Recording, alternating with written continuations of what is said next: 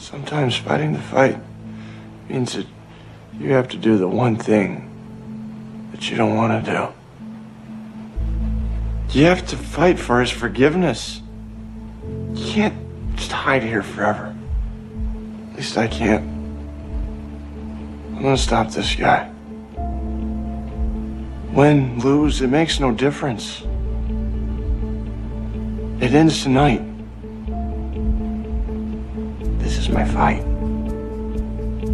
Everyone's got one.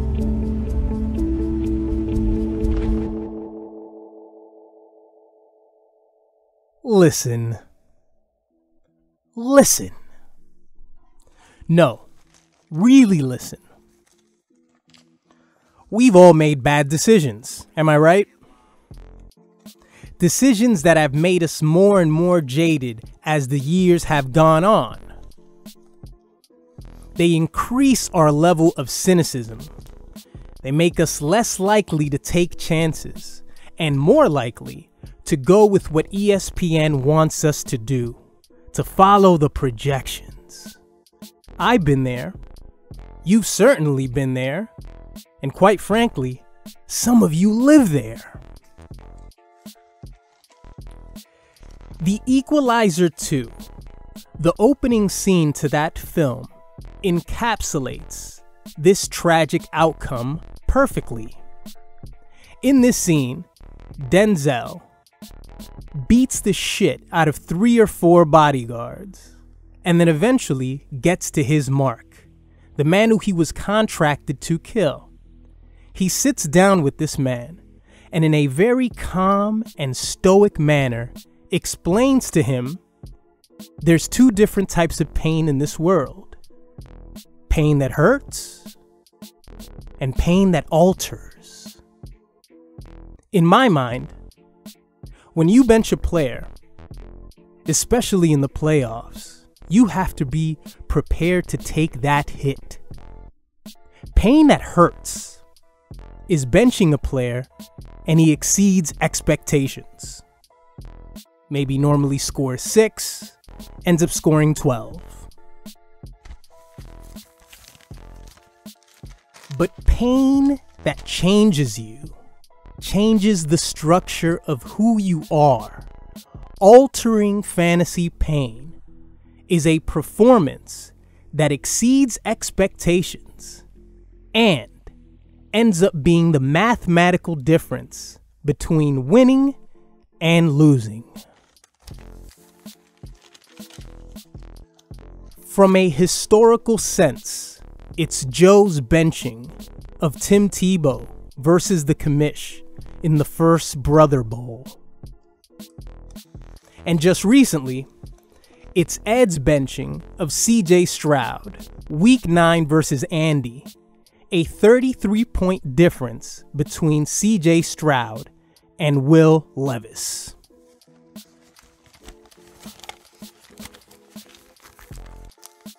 Make your decision. Pain that hurts or pain that alters. What will it be?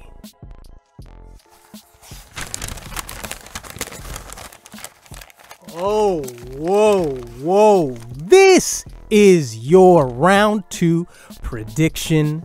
Bundy here, you there.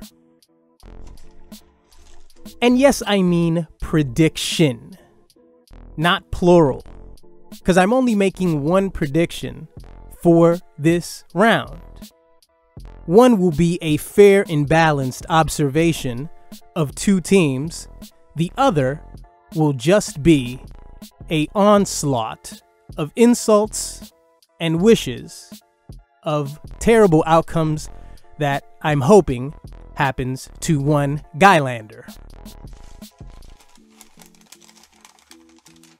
The first game that we are going to discuss is Big Papa Pooh versus Ewok Rape. The 9-5 Big Papa Pooh versus the 9-4-1 Ewok Rape. These 2 gentlemen had 2 matchups this year. Ewok Rape winning the first matchup in Week 4 128-92. And just 2 weeks ago, J-Ray beat Eric 70-54. So, what do we have here? ESPN has this going one way. If you take a look at the comparisons, you'll notice that Eric has 6 checks in comparisons to Jay's 1 check, and that is Justin Jefferson versus Cooper Kupp. Now let's take a look at Jay's team first. Now, out of all 3 of us, I think Jay has the easiest decisions to make here. And I say that because his bench is made up of several injured players, a worthless player in Kareem Hunt, Zach Charbonnet, who definitely won't be starting for him, and a 49ers defense that is going up against the Baltimore Ravens on Monday night. So Jay won't leave too many points on the bench. I also have to say that I'm pretty surprised that ESPN only has him projected at 87 points with the team that he has. I know he currently has Zach Moss slotted as one of his running backs, but eventually Jay will switch him out for Jonathan Taylor, who will be playing this week. Jonathan Taylor projected at 11 points, so that would put Jay at 91 points.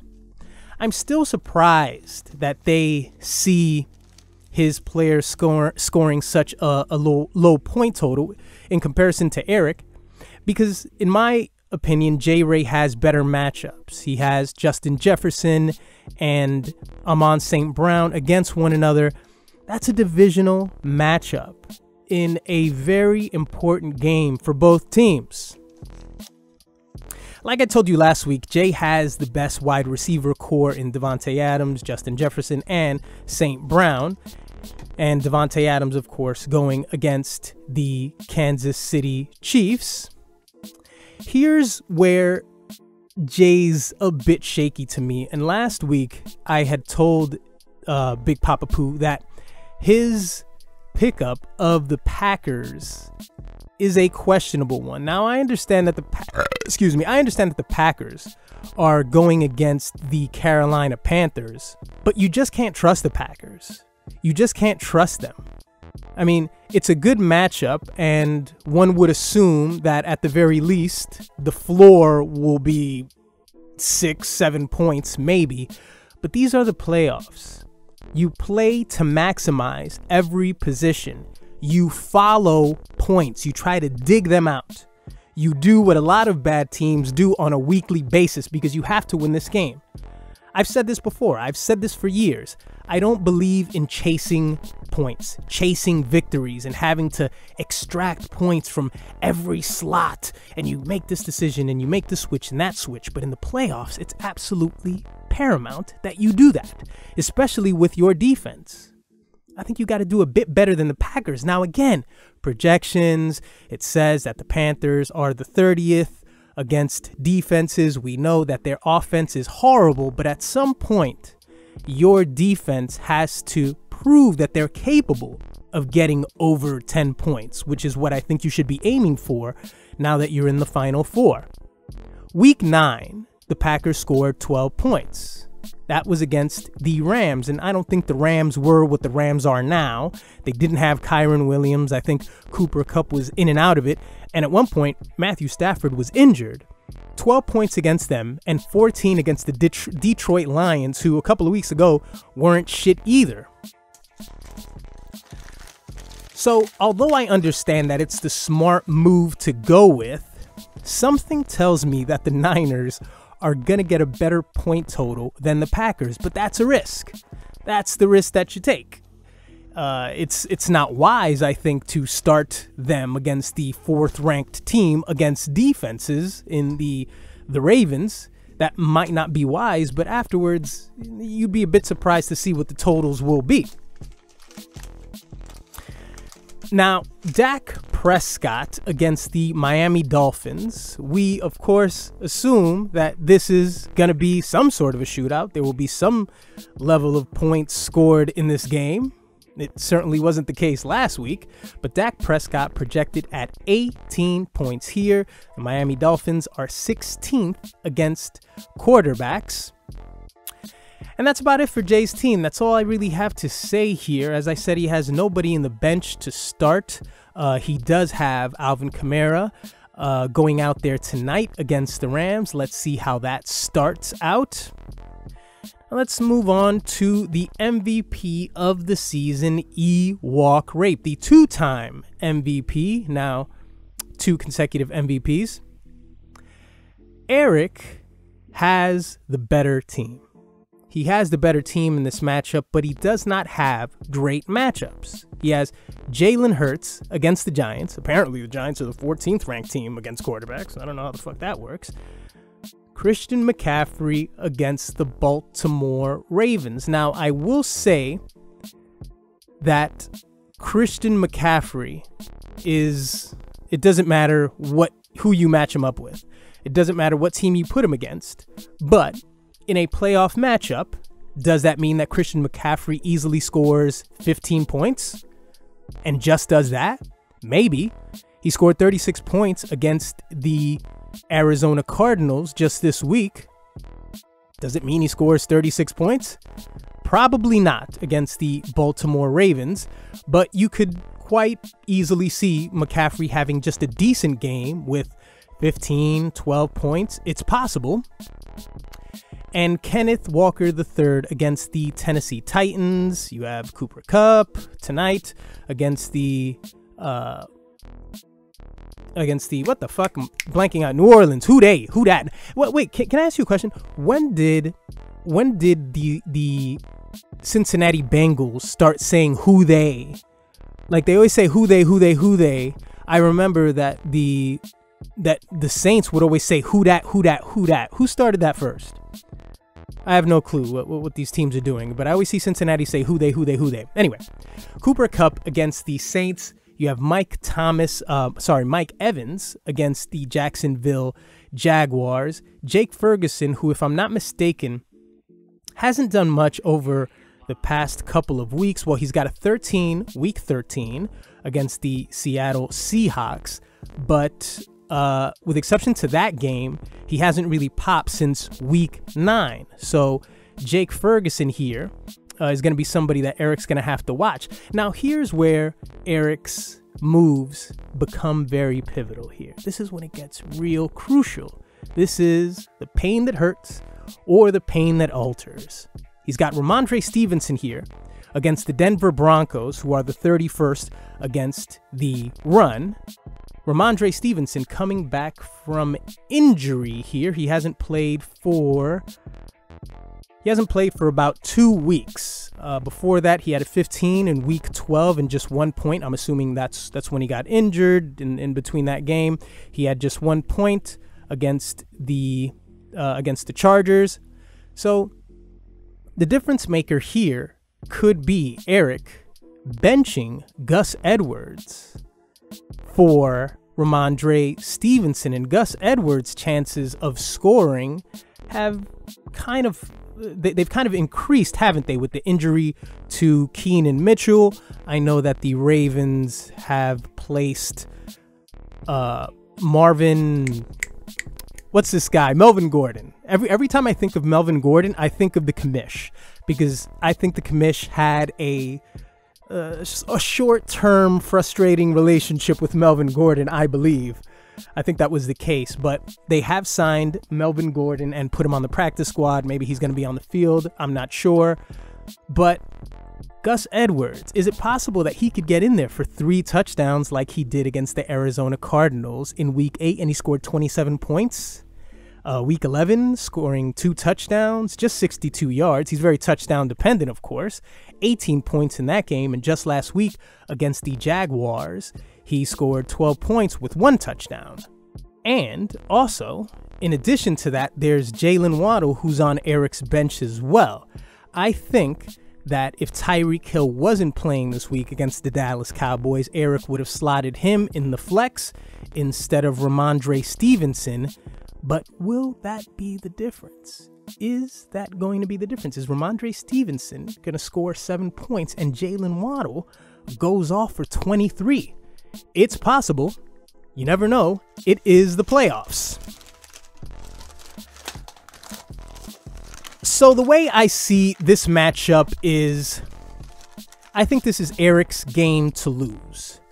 I don't think that Jay has a very good chance of winning this game because he just doesn't have the firepower that, in comparison to Eric's team in this week.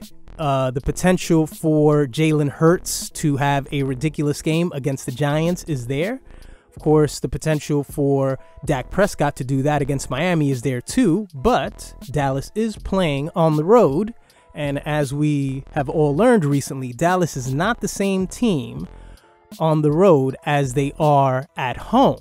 So what will Dak Prescott do in comparison to Jalen Hurts? What will Alvin Kamara do in comparison to Christian McCaffrey? Again, Christian McCaffrey could just get a modest 12, 14 points here. It could happen, but is it, is it going to happen though? I hope it does. I hope it gets like 7 points. That'd be amazing. So I think this is Eric's game to lose here. I think Ewok Rape will advance to the fantasy championship, defeating J-Ray by, let's say, I think this is going to be about a 25-point victory. I think that'll be the difference. I think something in the neighborhood of maybe 90 to 115, give or take, a few points there. Maybe Eric getting in the 100 teens and Jay maybe frolicking around the late 80s, early 90s, somewhere in that neighborhood. That's the way I see it. That's the way I see it. So let's move on here to the game that I really won't be predicting. And why should I predict it, really? I'm not going to sit here and, my prediction. No, fuck that. Fuck that. No. So we're going to be honest, as we always are. Andy's team is better than mine. Andy's team wasn't better than mine when I faced him in week 8 and I predicted a victory. I called my shot and I said I would beat Andy, and I beat him 101-77, and I did it because I knew my team was better. I knew I had Mark Andrews at the time. He was the difference maker. I had one of, if not the best tight end in football. Look at Travis Kelce. Where do you think Mark Andrews would have been at this point? I know Sam Laporte is doing his thing. I know there are other David Njoku, who Andy picked up. I know David Njoku's doing his thing, but that was always over the last 2 weeks. That's all that is. Where would Mark Andrews have been at this point? So I knew that my team was better. Andy had the injury to, to Kyron Williams at the time. He had an injury to Deebo Samuel, and Patrick Mahomes just wasn't panning out. So I knew I would get the victory, but this time around, Andy has the better team. There is no doubt about it. At the moment, he has Aaron Jones slotted in there and David Njoku in his tight end position. Pretty sure Andy's going to make a change to that. But this is how I project Andy's team to be lined up. He has Patrick Mahomes here, projected at 18 points. And what's interesting here is I truly think, I know Andy's not going to answer this. Andy's not one for normal back and forth like a regular human being. I have a sense that if it wasn't for the fact that Matthew Stafford plays tonight, if it wasn't for that, I think Andy might have started him this week. I think he would have, but Andy has gone on record, as most of us have, because nobody likes to put all their eggs in the Thursday night basket. No one wants to do that. No one wants to live with a 12 from a quarterback and have to look at that for, just 2 days now because there's games on Saturday. You don't want to sit there and just look at your disappointing performance. No one wants that. But I think if not for that, Andy would have started Matthew Stafford in place of Patrick Mahomes. But as I said, Patrick Mahomes slotted here for 18 points. Kyron Williams going out there tonight, of course, will be on Andy's running back slot at 17 points. Now, Kyron Williams, of course, has become a phenom here. It was a phenomenal pickup by Andy and no doubt the best pickup of the fantasy season here. Andy picked him up, I think it was week 2, after he had a 17 in week 1 against the Seattle Seahawks. Let's see. Wednesday, September 13th. That seems like week 2. Andy picked him up on free agency. So Kyron Williams here with 17 points. Next, he has Aaron Jones. I do believe he is playing Aaron Jones, who even after that injury was given the ball 13 times against the Tampa Bay. Against Tampa Bay. So here against the Carolina Panthers. But what puts no fear in my heart is that the Packers offense, just like their defense, is a bit inconsistent as well. So their ability to move the ball constantly all over the place is look, don't forget the Dallas Cowboys had a dud versus the Carolina Panthers. I mean, check the papers. The Dallas Cowboys were against the Panthers, I think about 4 to 5 weeks ago, and they didn't do much. So don't underestimate those Panthers. That's my hope talking. Deebo Samuel here projected for 12 points. Deebo Samuel, of course, against the Baltimore Ravens. Andy made a comment in the chat a couple of days ago, and he was like, have you seen these NFL matchups? Jesus Christ. Andy was looking at those matchups, and he knows that he has terrible matchups. Although his team is better, my matchups are more fortunate than Andy's. As I said, the Baltimore Ravens against Deebo Samuel, the Dallas Cowboys against Tyreek Hill. Now, this could go either way. This could either go Tyreek Hill 24 points or Tyreek Hill 7 points. And Jalen Waddle gets 24 points. It can go either way. I know that the Cowboys have been a man-to-man team. But as we recently found out, you do not go man-to-man on Tyreek Hill. I think the Washington Commanders went man-to-man on him, and he went fucking ballistic on them. How many? Let's see what he did. Let's see here. Where's this asshole? Oh, he has him on IR, right? Why can't I find Tyreek Hill? Anyway, well, I guess I can't see it here in the matchups. I don't want to click on Andy's team, but Tyreek Hill went off on the Commanders. So TJ Hawkinson in the tight end slot, but here's where Andy's decision comes to play here. Andy's decision is either to start Javonte Williams against the New England Patriots, which I think that's on the low end of his decisions, to start Chuba Herbert against the Green Bay Packers in that game. The Packers are 25th against rushers. These are the decisions that Andy's having to make here, because I don't think, even if Keenan Allen's healthy, I don't think Keenan Allen's gonna get started by Andy. There's not a lot of confidence in Easton Stick. The likelihood that that game's gonna be out of hand very quickly, and the Chargers having nothing to play for, you can't really use football math and say, well, they'll be behind, so they're gonna throw 1,000 times to Keenan Allen. No, I think Keenan Allen's just gonna sit the game out. If that's the case, if he starts and it's a blowout, he's just going to sit the game out. It's probably not too smart to start him. So I think it's either between Javonte Williams and Chuba Herbert. I know that Andy has David Njoku here, but I don't really think Andy's too fucking crazy that he's going to put Hawkinson and David Njoku in the flex. I welcome you to. Go for it. Connect 4, nigga. And the Dolphins here. The Dolphins are a mark of Andy's arrogance. They're a mark of Andy's sheer arrogance. And why? Because they've had great games since the bye. Great games. Easy matchups. Week 11 against the Raiders, 12 points. Week 12 versus the punching bag. The easiest offense to play against, the Jets, 21 points. I believe that was the Black Friday game. Week 13, 12 points against the Commanders. Week 14, 9 against the Tennessee Titans. And just last week, 24 points on Andy's bye. So it's Andy's arrogance with these matchups that they've had recently that he thinks that, oh, he's just going to easily put up, going to put up a, or it's Andy's arrogance to think that he's just going to beat me that bad, that he'll be okay with just getting a 5 from the Miami defense. Now, the next 3 games, not that it matters because there's no third game, and there won't be a game next week for Andy, but the Miami Dolphins have the Dallas Cowboys this week, the Baltimore Ravens next week, and the Buffalo Bills the last week of the season. So I think it's Andy's arrogance to play them, and it's also, a mark of his lack of preparation because he didn't pick up a defense the weeks prior like we all did. And Ed scooped up the Baltimore defense, as I said last week. And that's about it for Andy's team. Let's move on to the Toronto Bundy. And here's my situation. Here is my pain versus altering pain. Austin Ekeler has been a dud, to say the least.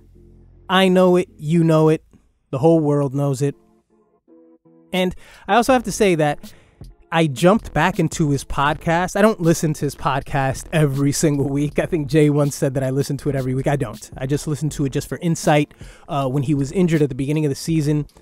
And, he's really a company man. There's really not much that he'll say.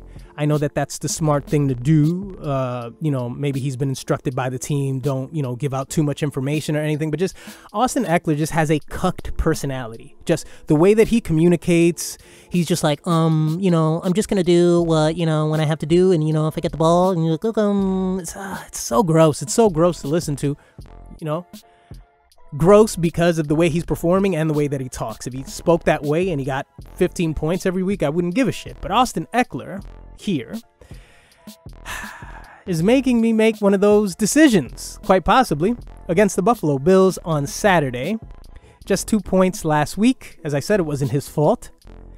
But this is what's fucking with me.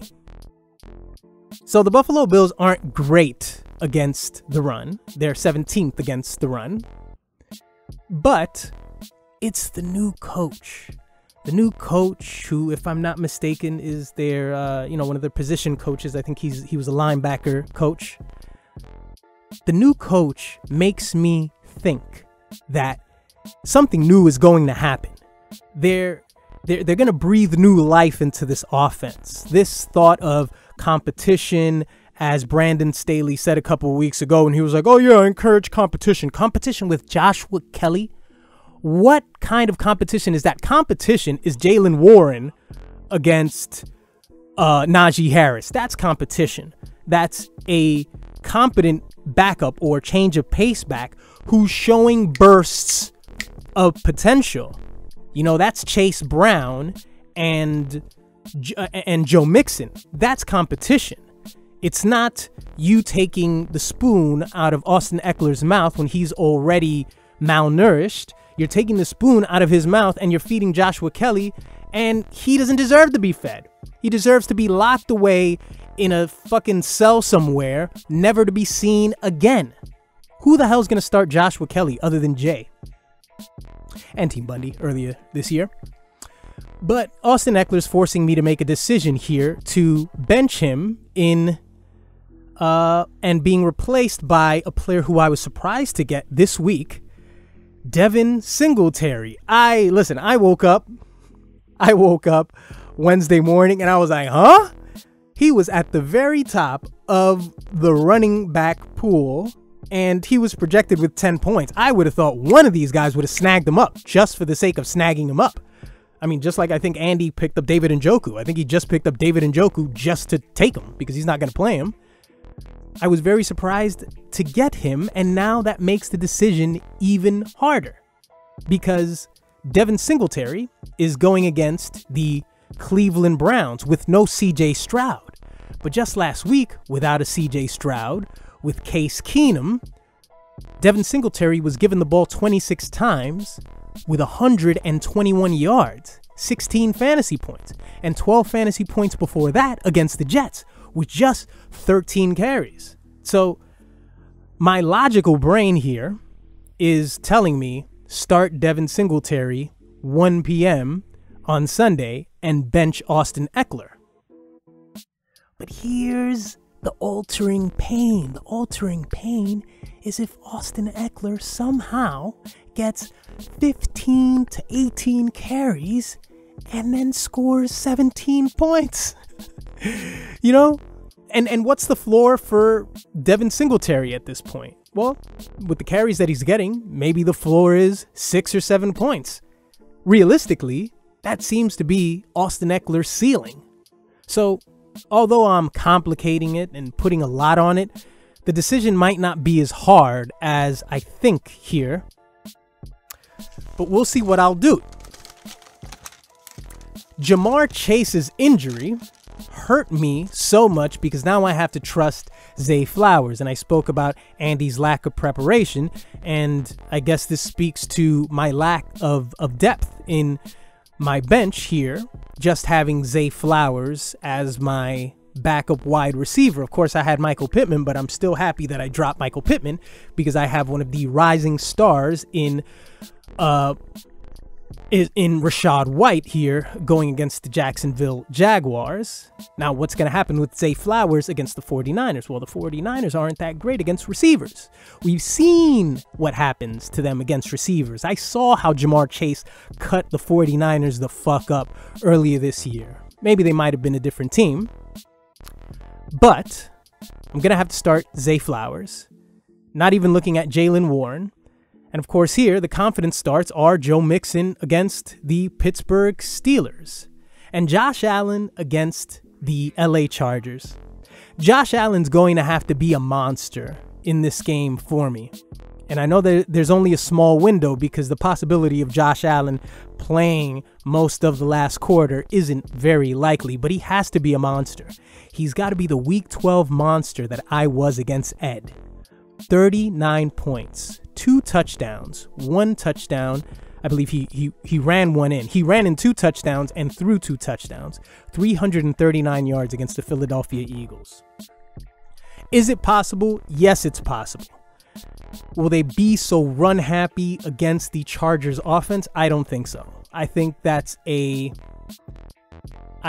tactic that they have used against teams with efficient defenses, and that's sort of how they block off Josh Allen's errors by getting some help from the running game.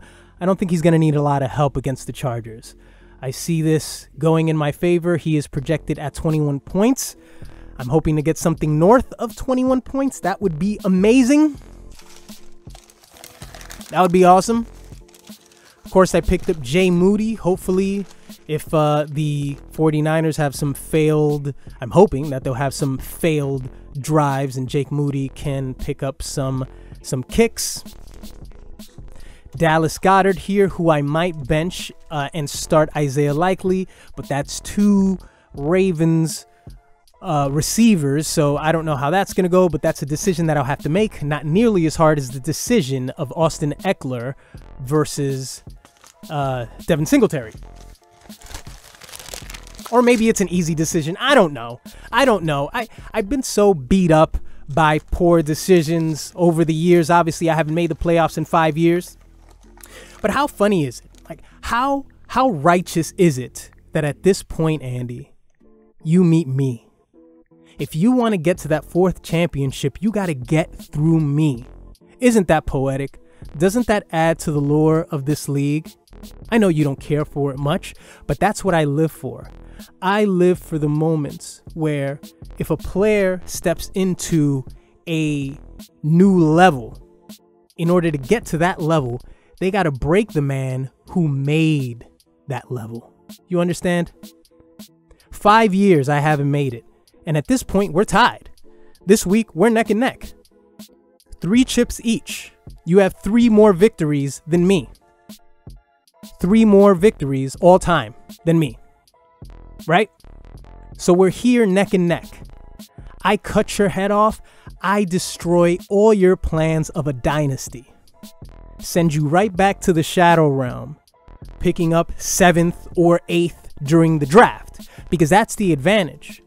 The advantage is picking up 10th and 11th and being very strategic with those 10th and 11th picks. That's why you're here. That's why you were able to do what you were able to do.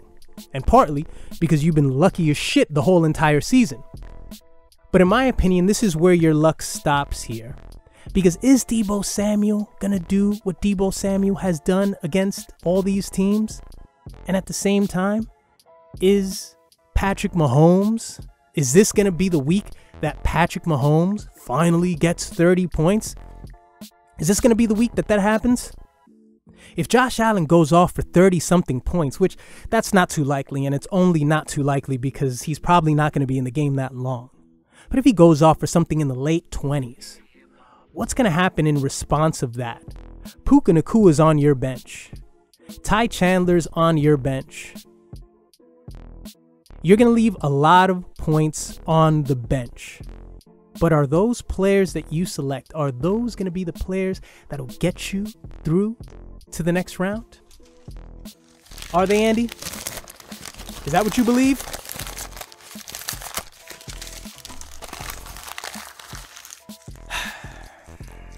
So here we are, gentlemen.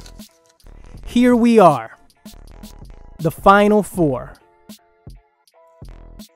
Big Papa Pooh will unfortunately fall short to Ewok rape.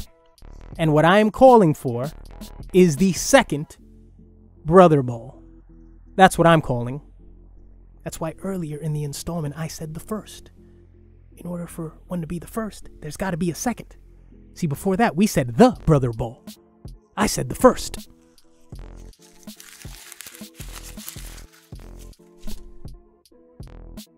Andy, I'd say this is going to be a close victory for me. It's going to be close. By the end of the Sunday games, of course, after that, you have Deebo Samuel. You have Patrick Mahomes. Meanwhile, I'll have Zay Flowers, maybe Isaiah Likely, maybe Dallas Goedert, Jake Moody. I predict that I'll beat you by about 9 to 12 points. How's that? This won't be as rough as the first outing.